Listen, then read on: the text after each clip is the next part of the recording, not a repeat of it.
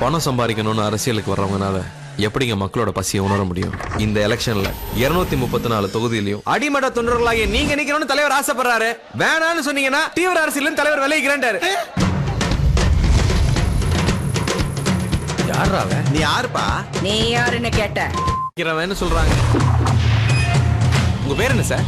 Rajini. I am Kamal.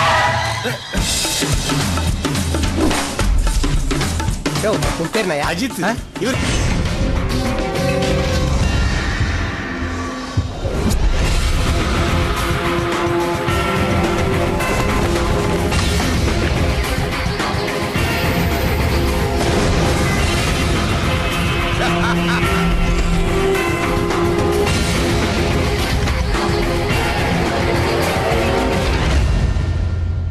அரசியல் இறங்கிட்ட போல் இருக்க. வாழ்த்துக்கள்.